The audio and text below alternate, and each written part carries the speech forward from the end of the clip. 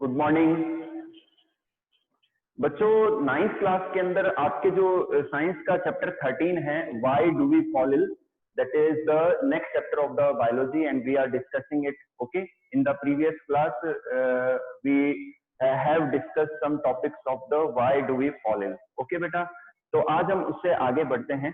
Okay, हम different micro organisms को discuss कर रहे थे.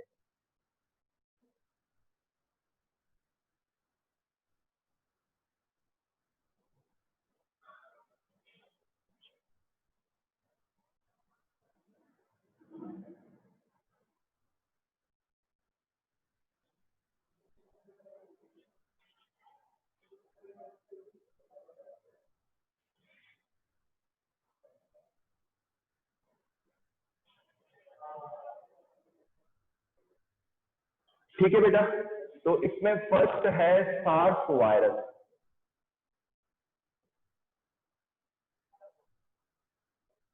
ओके बेटा, इसकी फुल फॉर्म है severe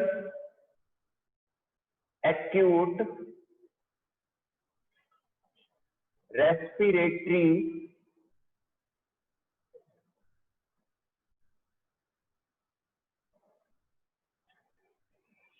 syndrome. Okay, virus. Okay बेटा, जो सार्स वायरस है उसकी सार्स की फुल फॉर्म होती है severe acute respiratory syndrome. Severe acute respiratory syndrome.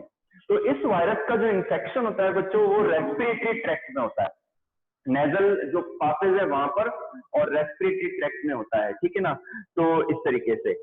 और ये जो इन्फेक्टेड सर्फेसेज है वहां से, इन्फेक्टेड जो सरफेस होती है ना, वहां से ये किसी ह्यूमन की बॉडी में जो चला जाता है. ठीक है ना, और ऐसा माना जाता है कि ये जो कोरोना वायरस है ये भी सार्स जैसा ही वायरस है, बस इसमें थोड़ा सा इवोल्यूशन हो गया है, थोड़े से म्यूटेशन हो गए हैं, इसलिए ज्यादा इसकी स्प्रेडिंग कैपेसिटी बढ़ गई है और ये इन्फेक्शन ज्यादा करने लग गया है. ठीक है बेटा, और इसका जो साइज है वो बहुत ही कम होता है, 500 नैनोमीटर या 0.5 माइक्रोमीटर के आसपास होता है.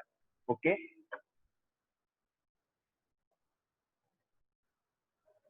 चलिए बच्चों, सेकेंड हम लेते हैं ट्रिप्नोसोमा.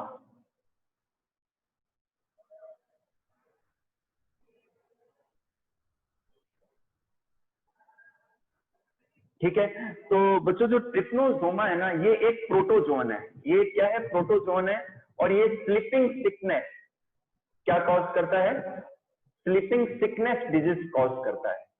ओके, और ये एक मॉस्किटो के द्वारा जो है ट्रांसमिट होता है. ठीक है ना, तो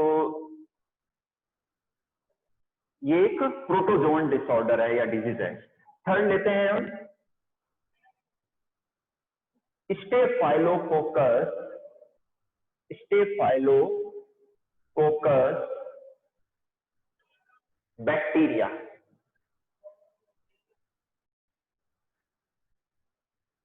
स्टेफाइलोकोकस बैक्टीरिया ये क्या कॉज करते हैं? ये जब इंफेक्शन कॉज करते हैं तो ये एक्ने कॉज करते हैं. क्या कॉज करते हैं? एक्ने मतलब मुहासे, कील मुहासे जो चेहरे पर हो जाती है. तो स्टेफाइलोकोकस बैक्टीरिया के इन्फेक्शन से होता है. इनका साइज भी बहुत ही कम, बहुत ही माइन्यूट होते हैं. ये 5 माइक्रोमीटर के आसपास होते हैं ये. ठीक है, नेक्स्ट लेते हैं, फोर्थ हम लेते हैं adult round worm. Adult round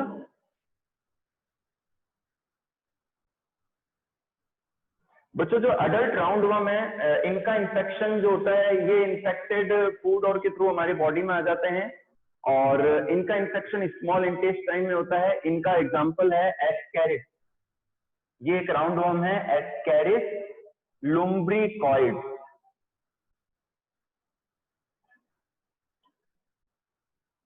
okay बेटा, एस्केरिस लुम्ब्रिकॉइड. ठीक है,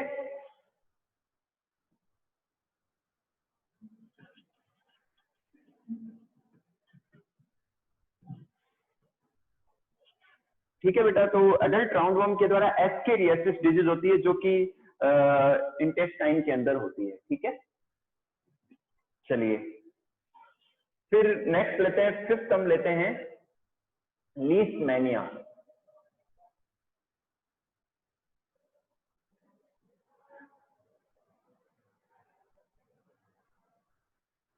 तो ये भी बच्चों एक प्रोटोजोअन डिजीज है, और ठीक है ना, जो लीशमानिया है ये भी एक प्रोटोजोअन डिजीज है, ठीक है ना।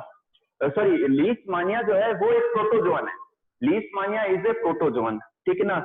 और एक चीज और, जो ट्रिप्नोसोमा मैंने बताया था वो भी एक प्रोटोजोन है जो कि स्लीपिंग सिकनेस कॉज करता है, जबकि जो लीशमैनिया है ये काला अजहर डिजीज कॉज करता है, ये भी एक प्रोटोजोन है जो कि काला अजहर डिजीज कॉज करता है।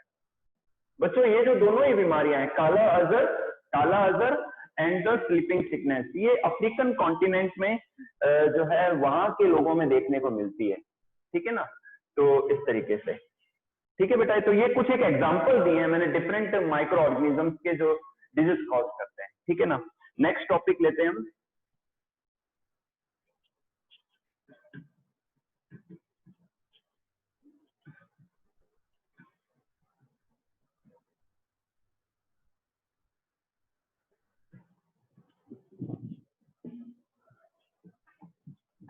नेक्स्ट टॉपिक लेते हैं diseases caused by micro organism. अब कुछ डिजीजेस को डिस्कस करेंगे, हालांकि आपके जो 9th का जो लेवल है वो इतना ज्यादा नहीं है कि आपको बहुत ज्यादा डिटेल कराई जाए, लेकिन फिर भी नॉलेज के लिए आज अपन कुछ डिजीजेस को डिस्कस कर लेते हैं, ठीक है बेटा।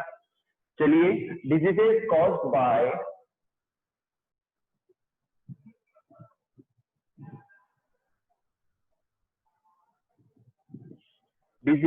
Caused by micro organisms.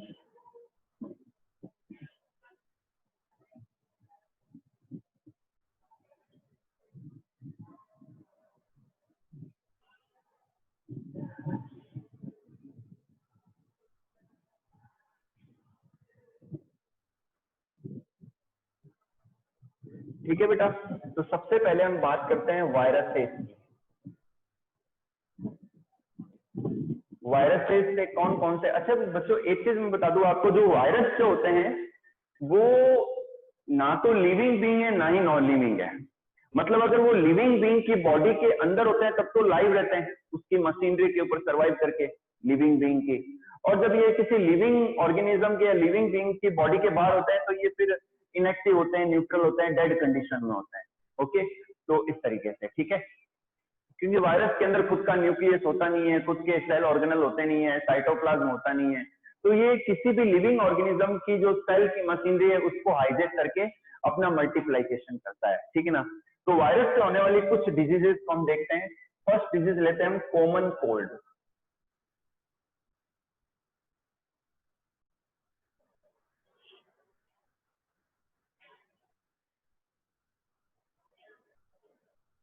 Common cold, और मैं सारी एक बार डिजीज लिख देता हूं, इन्फ्लुएंजा,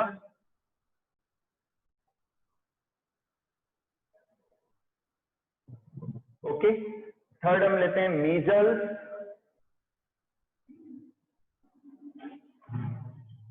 ओके, मीजल्स हो गया। और उसके बाद में हम लेते हैं चिकन पॉक्स,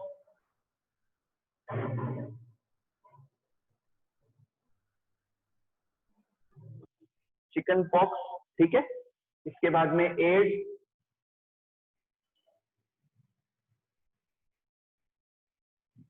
ठीक है। और एड्स के बाद में हेपेटाइटिस बी।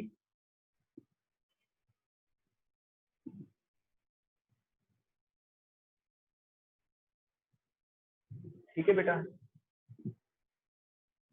ये सारी वायरस से होने वाली डिजीज है।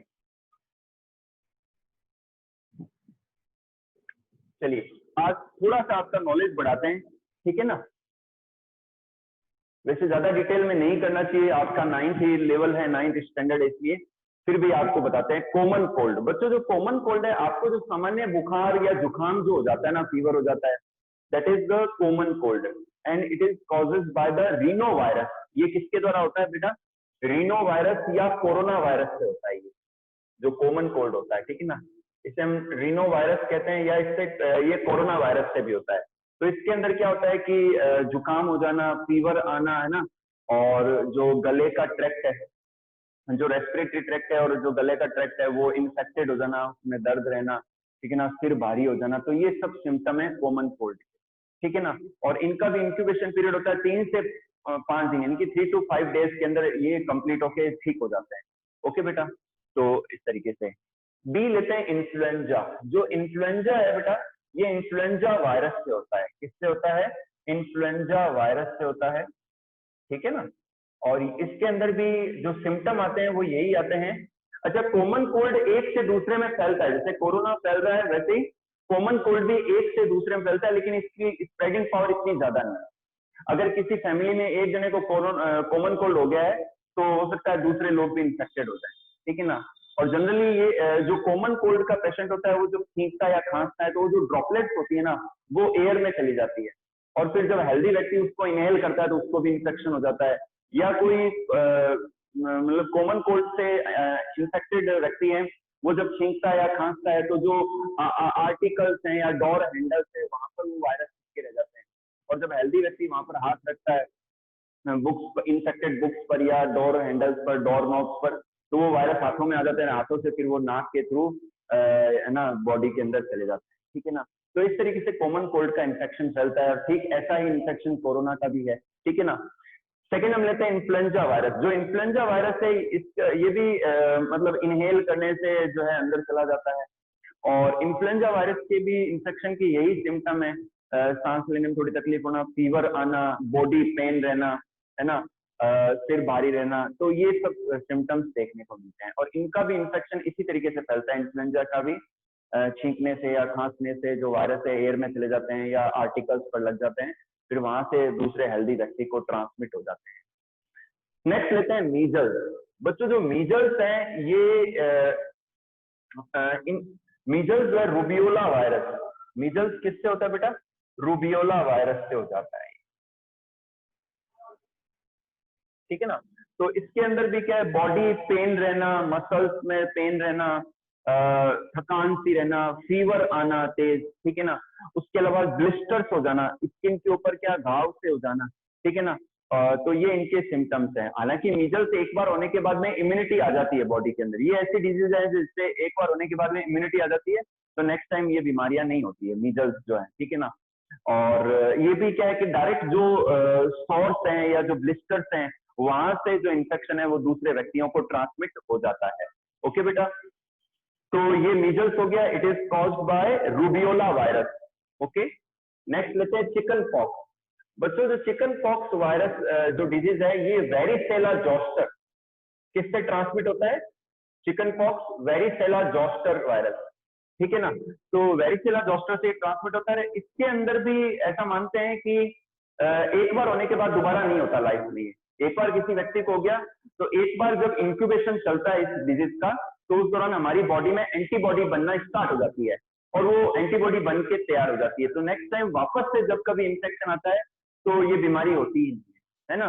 तो ये है, तो ये उन व्यक्तियों में होने के चांस ज्यादा रहते हैं जहां जिनको पहले ये डिजीज नहीं हो रखी है या जिनमें वैक्सीनेशन नहीं हुआ है, क्योंकि 5 साल तक के बच्चों को आजकल वैक्सीनेशन किया जाता है, इम्यूनाइज किया जाता है, तो ये बीमारियां जनरली आजकल कम देखने को मिलती हैं, ठीक है ना।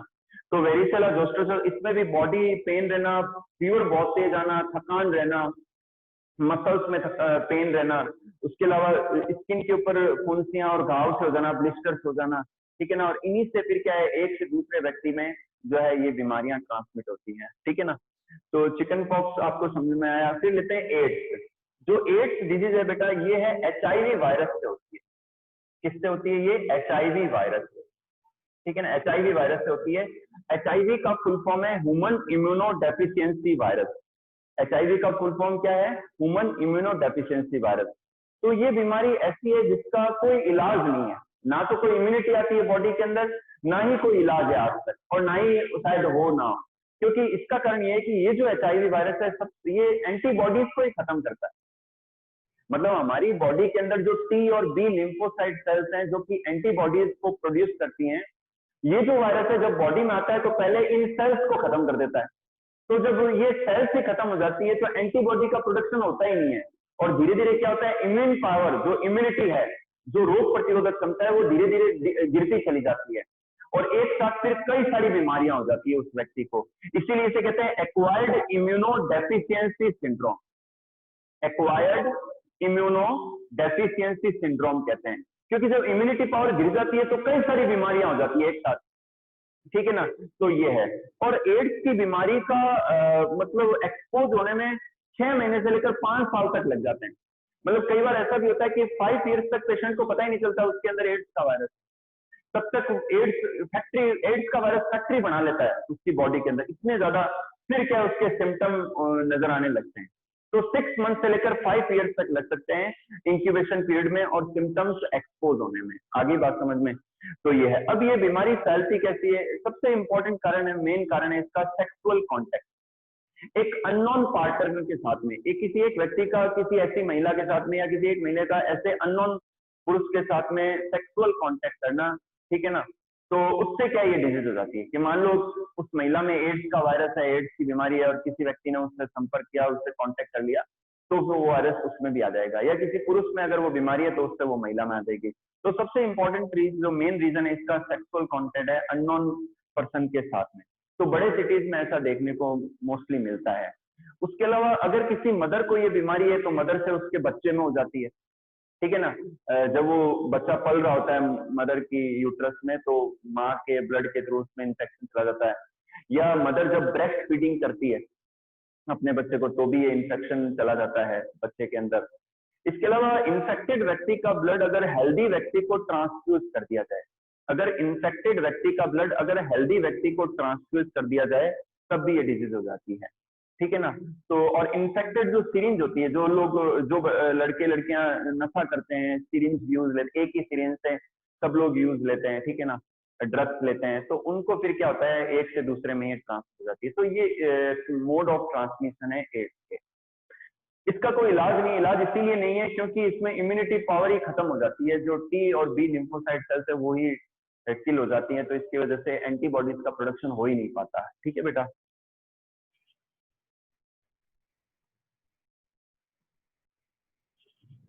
नेक्स्ट लेते हैं हिपेटाइटिस बी। जो हिपेटाइटिस बी है बेटा, ये हिपेटाइटिस वायरस की वजह से होता है। हिपेटाइटिस बी वायरस की वजह से होता है ना।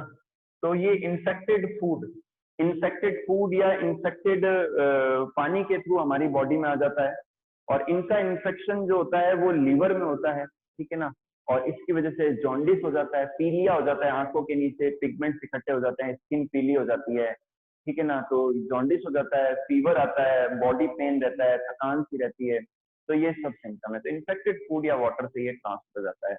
तो बच्चों ये कुछ डिजीज थी जो कि वायरसेस से होती है। मैं एग्जांपल फिर से रिपीट कर देता हूँ, हालांकि मैं आपको नोट्स में इतनी ज्यादा डिटेल नहीं दूंगा, आपको खाली जस्ट एग्जांपल ही ध्यान रखने हैं। आपके नॉलेज के लिए मैंने आपको सारी चीजें बताई है।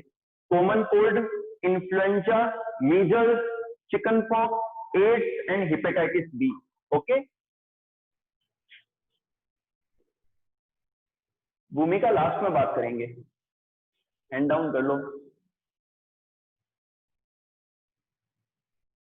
चलिए बच्चों, अब हम लेते हैं बैक्टीरियल डिजीजेज। बैक्टीरिया से जो बीमारियां होती हैं उनके बारे में डिस्कस करते हैं।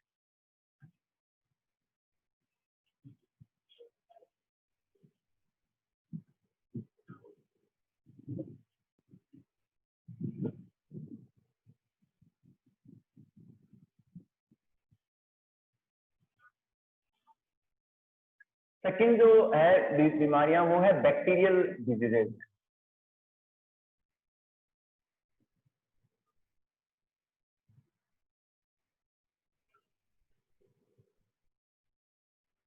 बैक्टीरिया से एक तो बेटा हो जाती है कॉलेरा, सेकंड बी लेते हैं हम इसका टाइफॉइड,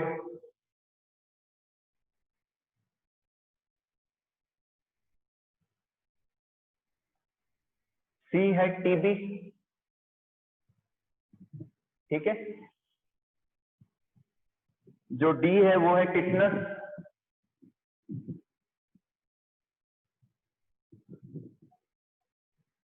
और जो ई है वो है एंथ्रेक्स,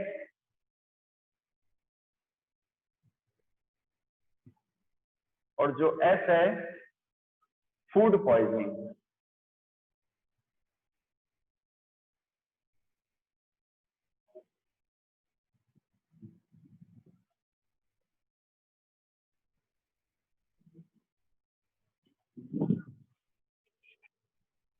बेटा जो कॉलेरा है ये विब्रियो कॉलेरी, जो विब्रियो कॉलेरी है उस विब्रियो कॉलेरी बैक्टीरिया के द्वारा ये हो जाता है। ये पैथोजन है, कॉलेरा का पैथोजन क्या है, विब्रियो कॉलेरी है, जो कि इन्फेक्टेड फूड या वाटर के थ्रू हमारी बॉडी में आ जाता है। हालांकि अब ये बीमारी कॉमन नहीं है, नहीं होती कॉमनली, ये नहीं देखी जाती। तो विब्रियो कॉलेरी, तो इसके अंदर जो है पेन होना, ब्रेन में बहुत ज्यादा दर्द होना, बॉडी पेन होना, फीवर आना, है ना, फैटिक रहना, तो ये सब इनके सिम्टम है, ठीक है ना। सेकेंड लेते हैं हम टाइफॉइड। जो टाइफॉइड है ये भी एक बैक्टीरियल डिजीज है और ये होती है टाइफॉइड होती है साल्मोनेला टाइफी। किससे हो जाती है, साल्मोनेला।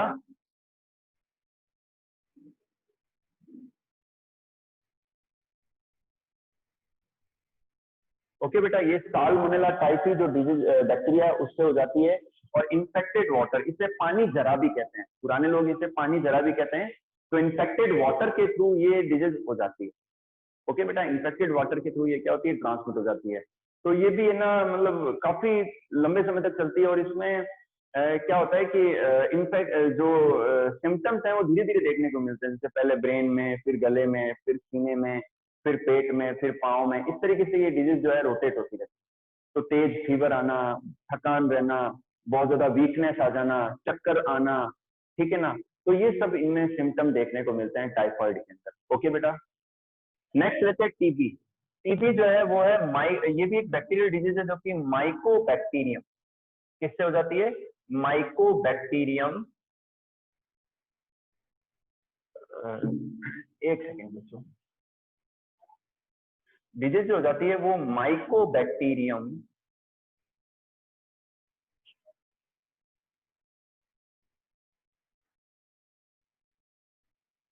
ट्यूबरक्लोसिस।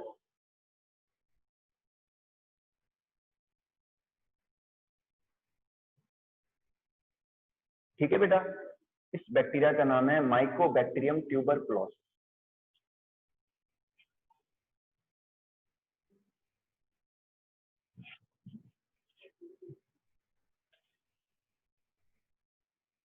तो बेटा इसका जो इन्फेक्शन होता है वो रेस्पिरेटरी ट्रैक्ट में और लंग्स में हो जाता है। ट्यूबरक्लोसिस का जो इन्फेक्शन होता है रेस्पिरेटरी ट्रैक्ट और लंग्स में स्पेशली हो जाता है। तो लंग्स में दर्द रहना, पेन रहना छाती के अंदर, ठीक है ना। और इसका जो बैक्टीरिया है वो पेशेंट के गले में जो स्पूटम होता है वहां रिसाइड करता है। तो जब भी वो व्यक्ति खांसता है तो खांसी के साथ में क्या है कि जो स्पूटम है, जो बलगम है, वो बाहर रिलीज कर देता है। वो बलगम हम मिट्टी में गिर गया तो उस मिट्टी के संपर्क में कोई पानी या फूड आता है, तो वहां से फिर वो फूड और पानी के थ्रू किसी और व्यक्ति में ट्रांसमिट हो जाता है, ठीक है ना। तो ये भी एक मतलब घातक बीमारी है मेरी नजर में, काफी लंबे समय तक चलती है। और प्रॉपर इसका पहले तो इसका इलाज भी नहीं होता था। आज से 40-50 साल पहले लोग इसको कैंसर या एड्स की तरह देखते थे, इलाज होता ही नहीं था, ठीक है ना। लेकिन आजकल इसका डॉट्स के थ्रू इलाज होता है और प्रॉपर इलाज लेने पर ट्रीटमेंट पॉसिबल है, ठीक है ना। तो टीबी इस डिजीज को कहते हैं। फिर लेते हैं टिटनस। टिटनस भी एक बैक्टीरियल डिजीज है और इसके कॉज पैथोजन का नाम है क्लॉस्ट्रीडियम। क्लॉस्ट्रीडियम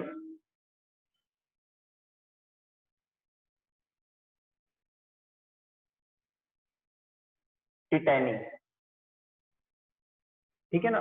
तो इन ये जो बैक्टीरिया है Clostridium टिटैनी, this is found in the soil. ये सॉइल के अंदर पाया जाता है। तो जब भी हमें कोई चोट लगती है, इंजरी होती है, तो वुंड के थ्रू ये बैक्टीरिया बॉडी में चला जाता है, ठीक है ना। और अपना इन्फेक्शन कॉज करना है, तेज फीवर है, वीकनेस है, बदन दर्द होना है, ठीक है ना। तो ये सब सिम्टम इसमें देखने को मिलते हैं, ठीक है ना। फिर लेते हैं एंथ्रेक्स। जो एंथ्रेक्स है डिजीज, तो ये जानवरों से फैल जाती है ह्यूमन के अंदर। और बैक्टीरिया का नाम है बैसिलस एंथ्रेसिस। क्या नाम है, बैसिलस एंथ्रेसिस। ओके, इतना काफी है इसके बारे में जानना, ठीक है ना। तो जनरल सिम्टम जनरली यही होते हैं, वीकनेस होना, बहुत ज्यादा फीवर आना, बदन दर्द रहना, फटीग रहना, तो ये सब सिम्टम्स हैं। फिर लेते हैं फूड पॉइजनिंग। फूड पॉइजनिंग में कुछ एक नंबर ऑफ बैक्टीरिया हैं जो कि फूड में पॉइजन कॉज कर देते हैं, और वो जब हमारे बॉडी में चले जाते हैं तो फूड के साथ में पॉइजनिंग हो जाती है और फिर व्यक्ति की मृत्यु तक हो सकती है। तो फूड पॉइजनिंग, कुछ नंबर ऑफ बैक्टीरिया ऐसे हैं जो कि फूड को पॉइजन के रूप में कन्वर्ट कर देते हैं और उससे हमारी बॉडी को बहुत ज्यादा नुकसान होता है। तो these are the examples of some bacterial diseases: cholera, typhoid, TB, tetanus, anthrax and food poisoning. Okay, चलिए बच्चों आगे लेते हैं हम।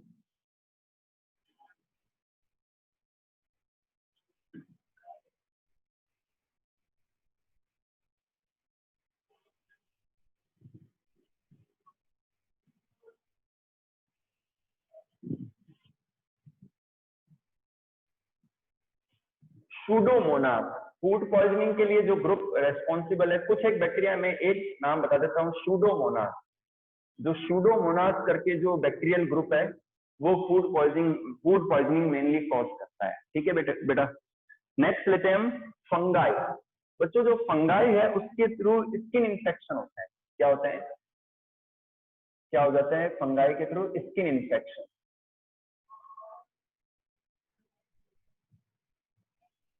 ओके बेटा, तो इसके थ्रू स्किन के इन्फेक्शन देखने को मिलते हैं। आपने देखा होगा कि गर्मियों के दिनों में स्पेशली जब आपको स्वेटिंग होती है, पसीना बहुत आता है, गर्मी ज्यादा होती है, तो आपको दाग खाज हो जाते हैं, आपकी स्किन के ऊपर क्या हो जाते हैं, दाग खाज या खुजली हो जाती है।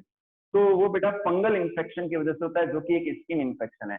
क्या होता है कि जो फंगल ऑर्गेनिजम्स हैं, जो फंगस ऑर्गेनिजम्स हैं, ये क्या करते हैं, हाई टेम्परेचर और ह्यूमिड कंडीशन, नमी वाली कंडीशंस में ग्रो होते हैं। तो गर्मियों में एक तो बदन गीला रहता है, पसीना आता है, प्लस क्या गर्मी तेज होती है, तो इनका इन्फेक्शन इजीली हमारी स्किन के ऊपर हो जाता है, इनको ग्रो होने का मौका मिल जाता है और वहां ये दाग या खाज या खुजली कॉज कर देते हैं। ओके बेटा, तो इस तरीके से, ठीक है ना। तो the fungus organisms causes the skin infection. Understood?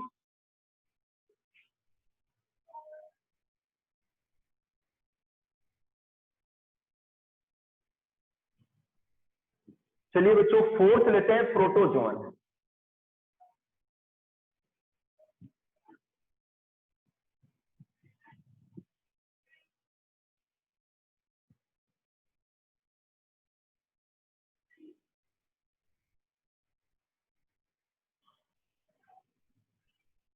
Protozoan में एक तो है बेटा मलेरिया,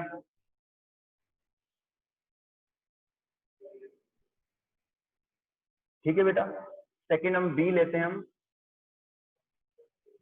बी लेते हैं काला अजर,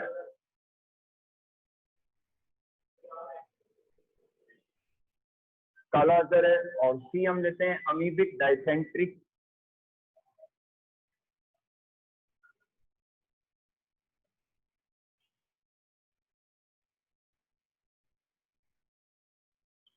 और जो डी है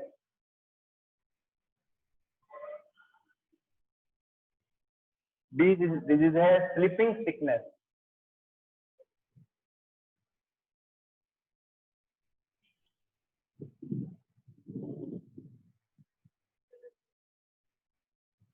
ठीक है बेटा। तो जो मलेरिया है, सबसे पहले हम मलेरिया की बात करते हैं। जो मलेरिया जो डिजीज है,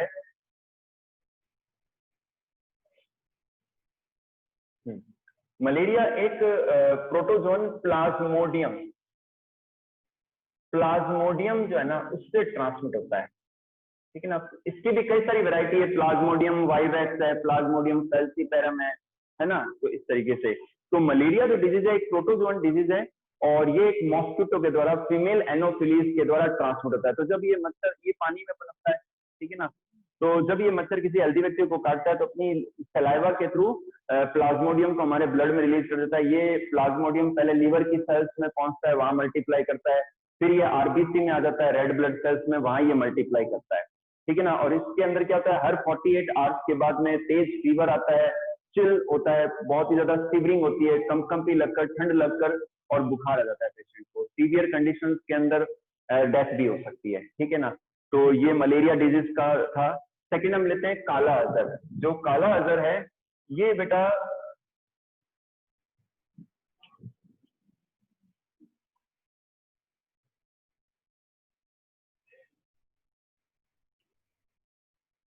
ये लीशमानिया डोनोवनी है, ठीक है ना।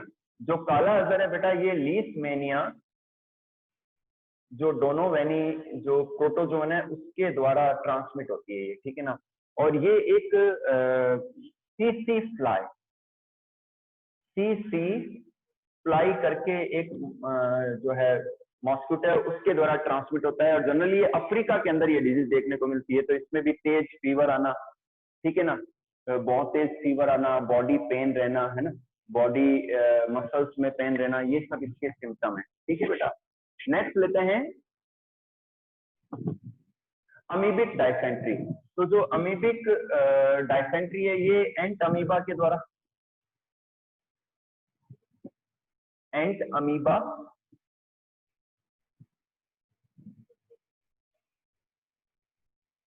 हिस्टोलाइटिका, ठीक है ना, इनके द्वारा, ये भी एक प्रोटोजोन है। तो इन्फेक्टेड फूड या वाटर के थ्रू हमारी बॉडी में आ जाता है और हमारे इंटेस्टाइन के अंदर इन्फेक्शन कॉज करता है।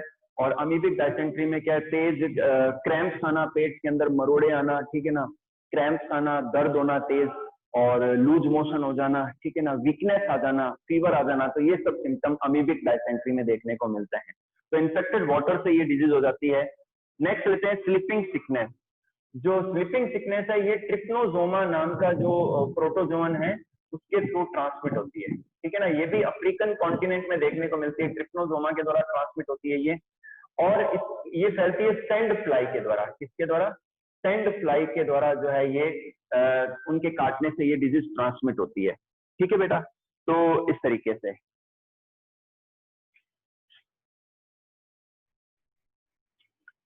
तो बच्चों प्रोटोजोन जो डिसऑर्डर्स हैं उनको हम दोबारा से देख लेते हैं। मलेरिया, इनके एग्जांपल है काला अजहर, अमीबिक डायसेंट्री, और डी है स्लीपिंग सिकनेस। ओके बेटा, तो आज की क्लास में हम इतना ही करेंगे, ठीक है। आज की क्लास में बेटा इतना ही करेंगे, आगे के टॉपिक को कल की क्लास में कंटिन्यू करेंगे। ओके बेटा, आप जो भी अपने डाउट्स हैं वो पूछ लीजिए।